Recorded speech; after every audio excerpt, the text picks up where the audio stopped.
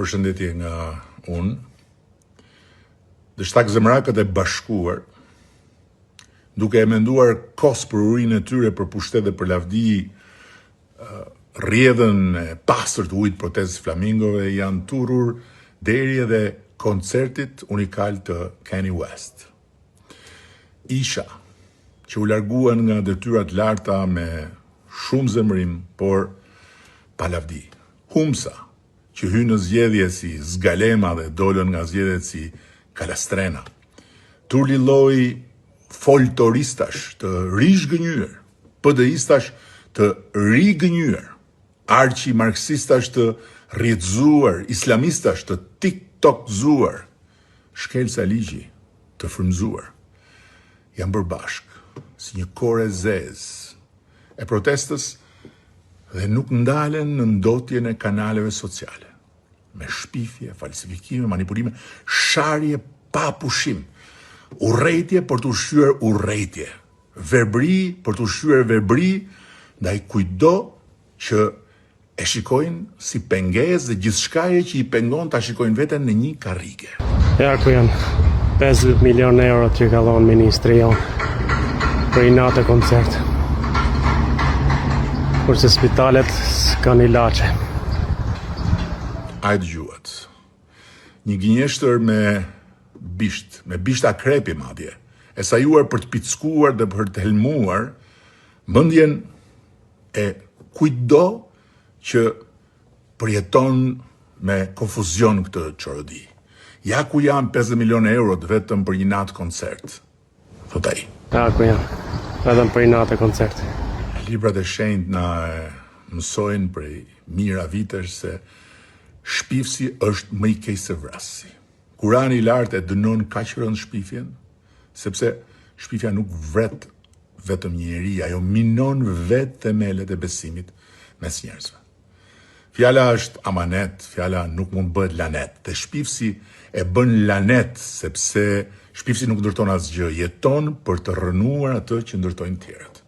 Shpifsi e përbuz të vërtetën, sepse ai gërmon vetëm në kërkim të gropës ku të ekzekutoj dënimin pa gjyq.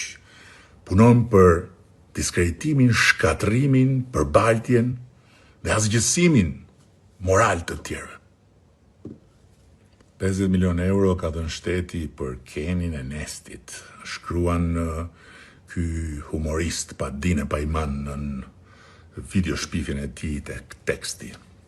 Ndërkohë që koncerti Kanye West është një ngjarje botërore, e cila do të financohej tërësisht nga sponsorat dhe nga shitja e biletave, sikur soi këtij karagjozit të mos i kishte mbushur faqet sociale me glasa apelesh për bojkotimin e koncertit, për transformimin e koncertit në protest, duke i trembur dashamirët e muzikës Kanye Westit dhe faktikisht duke dekurajuar shitjen e biletave për koncertin madhështor. Po, si është e vërteta? E vërteta është si gjithnjë e thjesht dhe e ilustrueshme me dokumenta. Qysh në fillim ne kemi firmosur vetëm një letër gatishmërie si mikpritës, ku kemi garantuar përveç mikpritjes natyrisht siguri dhe mbështetje logjistike, duke theksuar se nuk marrin përsipër asnjë angazhim financiar.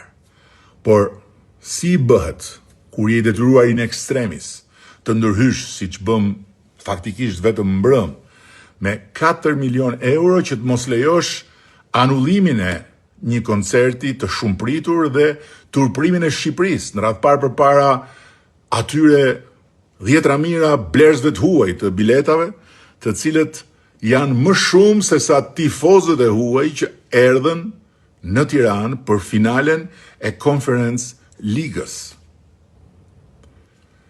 Përfitimet nga ajo ngjarje ndërkombëtare sporti ishin të jashtëzakonshme dhe patjetër që të jashtëzakonshme do të jenë edhe përfitimet nga kjo ngjarje ndërkombëtare muzike. Edhe pse për hir të vërtetës, do të preferonim të mos paguanim asnjë qindark deri në fund, shuma që dham për një aktivitet, pra 4, jo 50, dhe të organizuar krejtësisht privatisht, që do t'i kthej ekonomisë kryeqytetit shumë fishin e kësaj shume, 10 mijëra konsumator të huaj, pa llogaritur vlerën e reklamimit global të emrit Shqipërisë në një nga komunitetet më të mëdha kulturore të botës, është një shumë më se e arsyeshme. Mund ta kishim dhënë dhe qysh në kryet herës, po t'ishte nevoja, por u detyruam. Dhe tani shikoheni se si vazhdon gënjeshtra bishta krep. Gjithë kjo fush këtu ka qenë gjelbrim.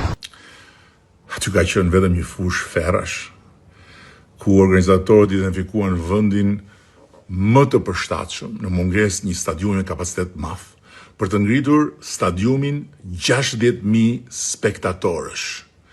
Po nuk është as pak rasti që ky shpifarak i mbushur me helm është një llapaqorr i partisë Shqipëria bëhet.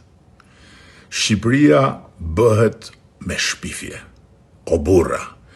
Lëvizim bashk me shpifje, o burra. Shpifja është një mundësi, o burra tek mundësia. Shpif se diçka me patjetër do të mbetet. Shikojeni tani dhe gjelbrimin. Kush e di se çfarë do bëhet mos kësaj. Kush e di se çfarë do bëhet më pas, çfarë ti thuash ti Sallahani? Çfarë ti thuash ti, po shqyr nuk tha që u rrafshua një pyll me zogj të rrallë që të ndërtohet një thertore flamingosh pas shpinës së Kanye Westit. Edhe thon pastaj por çfarë del në protest. Jo. Jo, nuk them kur për çfarë del në protest. Ajo nëna e shokut tim që u përplas për kohë tëra me një pabërgjeshmëri të një mjeku.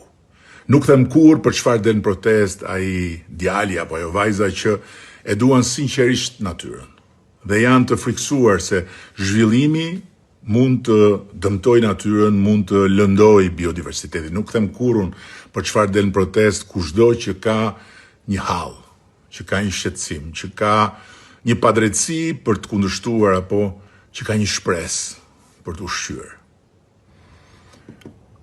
Nuk them sepse e di që ata njerëz nuk i bashkon etja për pushtet, nuk i bashkon dëshira për karrige, orashe, vdikja, nuk i bashkon urrejtja që hajta kthejmë përmbys gjithçka. I bashkon shqetësimi.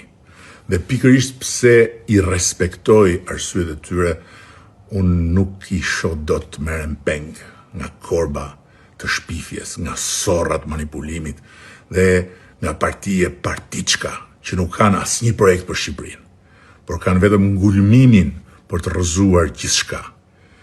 Me shpifje, me sharje, me kërcënime, me forcë dhe ku të munden edhe me dhunë, duke shfrytzuar shpejtësinë çmendurake të algoritmit. Por shpifjet nuk kanë ndërtuar kurrë asgjë, përveç mureve të dasisë dhe të mosbesimit mes njerëzve. Dhe në këtë vend patjetër që mund gjesh jo 100.000 arsye për të protestuar. Është normale në këtë vend, është normale në çdo vend. Historia na ka mësuar se sa më shumë përparon një shoqëri, aq më pak ajo i toleron problemet që kërkojnë zgjidhje. Dhe kjo është një shenjë lirie reale, demokracie të gjallë. Problemi nuk është ushtrimi i lirisë protestës.